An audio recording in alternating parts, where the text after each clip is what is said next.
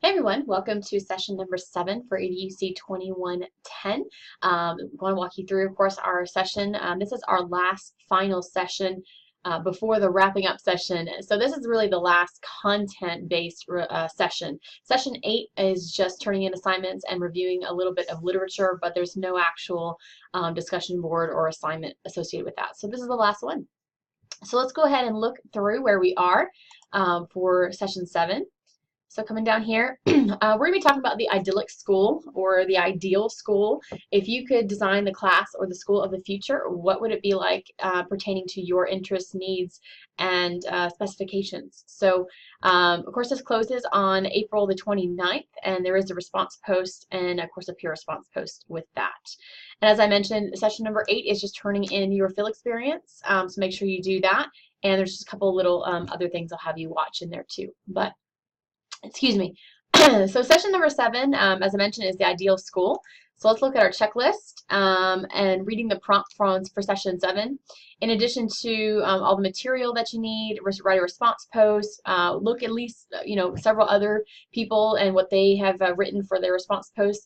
Really interesting stuff. I love this session because you guys come up with the coolest ideas that you'd love to just take to Washington. So anyway, it's really a neat and exciting discussion board. So hope you'll take advantage of that.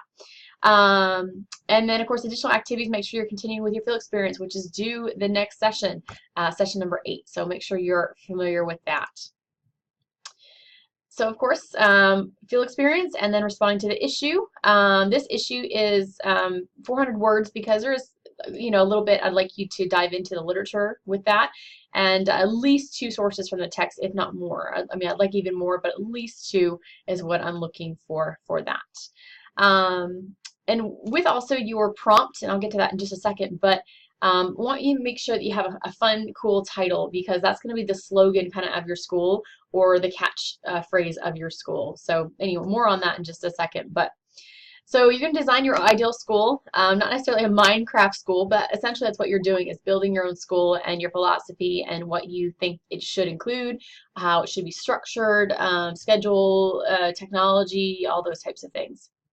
So first thing I want you to look at is watch this video on Sugaratha Mitra. I can never pronounce his name right, but really fascinating video.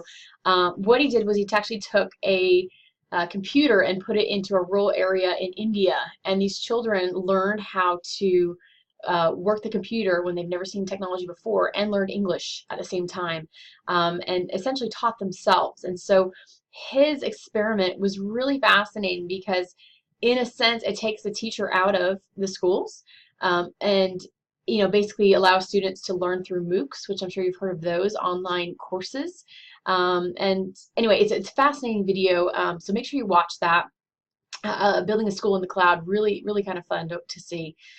And a few other things. So assumptions of modern school, K-12 school, how they were built, excuse me. Eisner here, he wrote a really prolific article that I'd like you to read, and consistently comes up throughout schooling and education. So make sure you read that article, download it here about that and a few other things too. And then how or what should the future school look like? So I've given you some ideas and things that are kind of up and coming, or thoughts that other educators or professionals have of what future school should look like. But I also want you to really watch these 2 videos. This is called The Alt School. This is from a former Google executive. He started his own school, and it's really kind of fascinating to see what a technology or business side can relate to schooling and learning and teaching. So watch these 2 videos, really kind of fascinating, of the Alt School. And then other considerations here, year-round school, that's always a hot topic, and some educators, obviously, educators have summers off, we know that, and that's a good thing for educators, but not necessarily for students. And so year-round schooling is always being revisited and as a continuation of learning, of effective teaching. So you still get breaks, you get several week breaks in between, but there's no 8-week holiday in the summer. And it's spaced out throughout the school. So just consider that as well as a way to continue that learning continuation versus forgetting a lot of things in the summer and having to restart from scratch in September or August. So anyway, just some interesting thoughts. So here's your prompt. Of course, come up with your name or your slogan of your school. Write a one shortened sentence slogan of your school that captures the qualities, the specifics of your school. Do an overview of that, and then also make sure you address the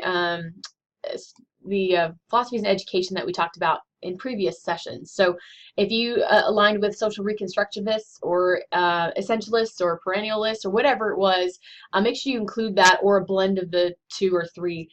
So if you need to revisit those actual definitions, you can click on the link here. It'll take you to that chapter about it. Digging deeper, talk about two things that make your school different from traditional public education, referencing the articles from the authors I put up in here, or other things. If you find other things on the internet, that's fine too, as long as you reference them and include the link where I can go and read that as well. And then final thoughts as well. So 400 words, at least 2 other sources, more would be great. But that's specifically. And then down here are some other current school models. So a couple of you said, well, you know, charter type of schools or art school or those types of things. So have a look at some of these links, and it might give you some idea as to what those schools are like, and for future employment if you want to go into a school that's, you know, non-traditional. And then additional readings and enrichment down here as well. So lots of good stuff. Looking forward to seeing your future school and what you think and would best work in the future environment. So anyway, thanks guys. This is session number 7.